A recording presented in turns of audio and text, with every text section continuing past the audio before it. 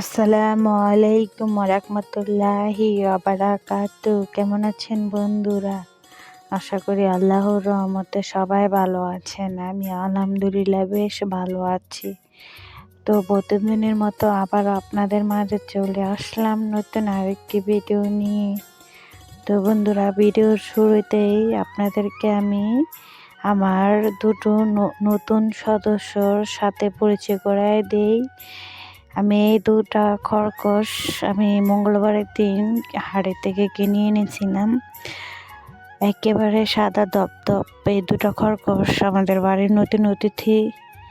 তো এটা কেনার উদ্দেশ্য হলো, আল্লাহ যদি বাঁচিয়ে রাখে আমার ভাইয়া এই 2-3 মাস পরে এই বিদেশ থেকে বাসায় আসতেছে। তো বলতেছে যে খরগোশের আর গোস্ত আর কি খাবে, তো এই জন্য কিনে এনেছি। তো এই দুটো খরগোশ আল্লাহ যদি বাঁচিয়ে রাখে 2-3 মাস পরে বাইরে জব করে মানে রান্না করে খাবে। তো খরগোশ খাওয়া হালাল পানি, তা আগে জানতাম না, তো এখন জানি।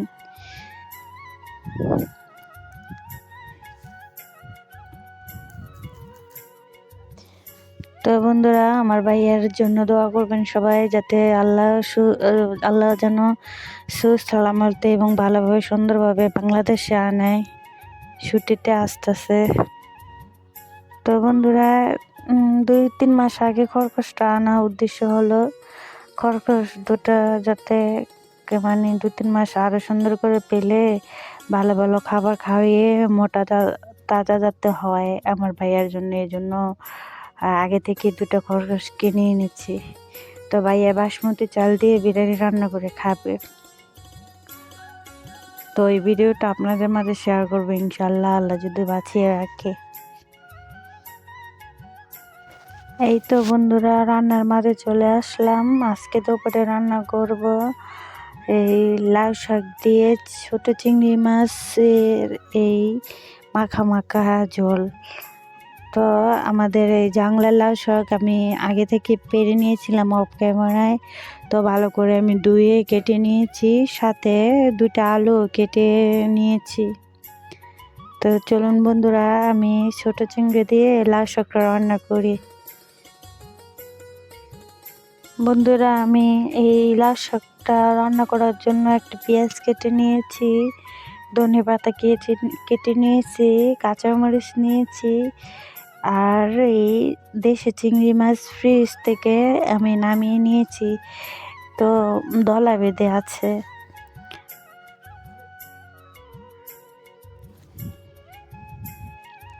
তো বন্ধুরা, দেশি চিংড়ি মাছ অল্প দিলেই সুন্দর একটা ঘ্রাণ আসে। তো এখানে এই চিংড়ি মাছগুলো হচ্ছে দেশি চিংড়ি মাছ, আমাদের বুড়িগঙ্গা গাঙ্গের দেশি চিংড়ি। বন্ধুরা, আমি লাউ শাকটা রান্না করার জন্য আমি কড়াই বসিয়ে দিয়েছি, পরিমাণ মতো তেলও দিয়ে দিয়েছি। তো এবার তেলটা গরম হলে আমি পেঁয়াজগুলো এবং চিংড়িগুলো আমি ভালো করে বাদামি কালার করে আগে ভেজে নিব। তো পেঁয়াজের সাথে ছোট চিংড়িরা ভেজে রান্না করলে তো শাকটা খেতে অনেকে ভালো লাগবে, সুন্দর একটা ঘ্রাণ আসবে। ভাজা ভাজা করলে, চিংড়িটা রান্না করলে ভাজা ভাজা করে আর কি। তো সবসময় আমি ছোট চিংড়ি দিয়ে এভাবেই রান্না করি, যে কোনো জিনিস রান্না করলে পেঁয়াজের সাথে ছোট চিংড়ি আগে আমি ভেজে নিই। তা আমার আপুরা অনেক সুন্দর করে রান্না করতে পারে সব কিছু। আমি সব আপুদের ভিডিও দেখি, আমার চেয়ে মানে আরও ভালোভাবে সুন্দরভাবে। তা আমি যেভাবে রান্না করি আমি ওইটাই আপনাদের মাঝে আর কি শেয়ার করি। তো বন্ধুরা, চিংড়ি মাছটা আর পেঁয়াজটা আমি বাদামি কালার করে ভেজে নিয়েছি এবং পরিমাণ মতো এবার আদা রসুনও দিয়ে দিয়েছি, একটু নাড়াচাড়া করে। তো আমি পানি দিয়ে, একটু হলুদ দিয়ে, একটু মরিচ দিয়ে আমি ভালো করে কষিয়ে নেব মশলাগুলো, চিংড়ি মাছগুলো। তো বন্ধুরা, চিংড়ি মাছগুলো মশলাগুলো কষানো হোক, এরই মাঝে আপনাদের কাছে আমি প্রতিদিনের মতো আবারও একটি কথা বলতে চাই।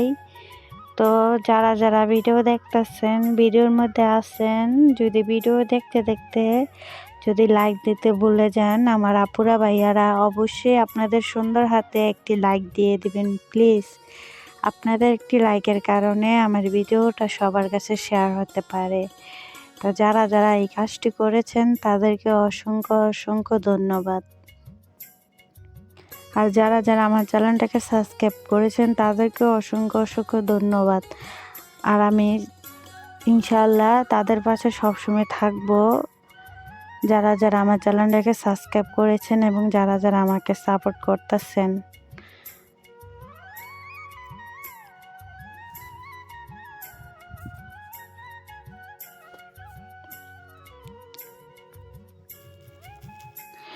তো বন্ধুরা, এখানে মশলাগুলো, চিংড়ি মাছগুলো কষানো হয়ে গেছে, আমি ভালো করে কষিয়ে নিয়েছি। তো এবার আমি লাউ শাকগুলো দিয়ে দিব। লাউ শাকগুলো দেওয়ার পরে আমি কোনো পানি দিব না, তা আপনারা কোনো পানি দিবেন না, এমনিতে অনেক পানি উঠে যাবে। আমি ওই পানি দিয়েই লাউ শাকটা ভালো করে কষিয়ে নিব।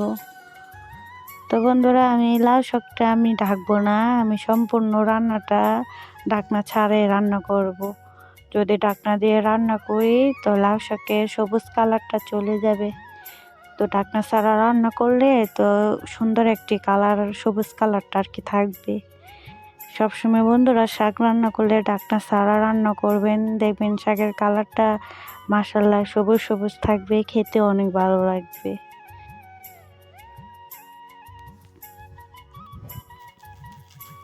বন্ধুরা, শাকের থেকে কলম অনেক পানি উঠে গেছে, তো এই পানি দিয়ে আমি ভালো করে কষিয়ে শাকটাকে নিয়েছি।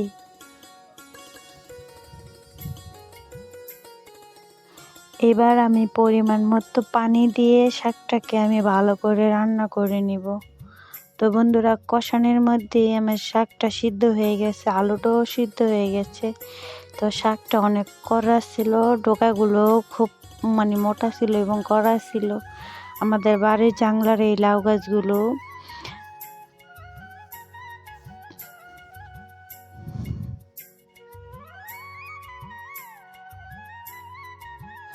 বন্ধুরা, ছোট চিংড়ি দিয়ে লাউ শাক, ডোগা এবং লাউ শাক রান্না করলে আপনারা পানিটা এই পরিমাণ মতো দিবেন, আপনারা যেরকম আর কি লাউ শাকের ঝোলটা খান ওরকম আর কি দিবেন। তো আমি লাউ শাকের ঝোলটা একটু মাখা মাখা রাখবো, একবারে শুকাবো না। তো লাউ শাকের এই মাখা মাখা ঝোলটা খেতে অনেকে ভালো লাগে আমার কাছে। তা আপনাদের কাছে কেমন লাগে অবশ্যই জানাবেন।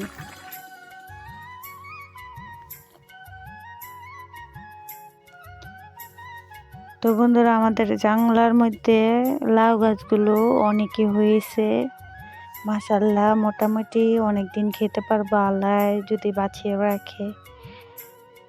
তো এই ক্ষেতের মধ্যেও আমাদের এই লাউ শাক বুনি ছিল, আমার শ্বশুরে ওইখানেও আছে। তো বাড়ির মধ্যে যেগুলো ওগুলো অন পর্যন্ত আমি রান্না করিনি তুলে। তো এগুলা ক্ষেতের মধ্যে জাংলা দিয়েছিল চারিদিকে, ওই জাংলা থেকে আমার শ্বশুরের লাউ শাক নিয়ে এনেছিল। আমি ওই লাউ শাকই আজকে ছোট চিংড়ি দিয়ে রান্না করলাম এবং আপনাদের মাঝে শেয়ার করলাম। তো বন্ধুরা, দেশি চিংড়ি দিয়ে যে কোনো শাক রান্না করলে মাশাআল্লাহ খেতে অনেকে ভালো লাগে। তো বন্ধুরা, আমার লাউ শাকটা মোটামুটি হয়ে গেছে। তো এবার আমি দেশি ধনে পাতা দিয়ে শাকটাকে আরও 2 মিনিট জাল করে নামিয়ে নিব। তো বন্ধুরা দেখুন, আমি এরকমই মাখা মাখা আমি ঝোল রেখেছি, আমি বেশি আর কি ঝোল রাখিনি। এরকম মাখা মাখা ঝোল রাখলে শাকটা অনেকে ভালো লাগে খেতে। তো বন্ধুরা, আমি সবসময় আপনাদের কাছে যে রান্না এটা শেয়ার করি, সবসময় খাবারের পরে শেয়ার করতে হয় আমার। তো শাকটা মাশাআল্লাহ খেতে অনেকে ভালো হয়েছিল। তো এই শাকটা আপনারা যারা এই এই অনেক মোটা তারা ডায়েট করেন আর কি, তো ভাতের পরিবর্তনে আপনারা এই শাকটা শুধু রান্না করে এভাবে এই প্লেটে করে খেতে পারেন, আপনার শরীরের জন্য অনেক উপকার হবে। তা আমি যেদিনকে এই শাকটা এই তো বন্ধুরা পরিবেশন করে নিয়েছি। তো কেমন হয়েছে আজকে আমার শাকের রেসিপিটা অবশ্যই কমেন্টের মধ্যে জানাবেন। তো আজ এই পর্যন্তই। সবাই ভালো থাকবেন, সুস্থ থাকবেন, সবাই সবার পাশে থাকবেন। আসসালামু আলাইকুম রহমতুল্লাহি ওয়া বারাকাতুহু। আল্লাহ আল্লাহ হাফেজ বন্ধুরা। আগামী ভিডিওতে দেখা হবে।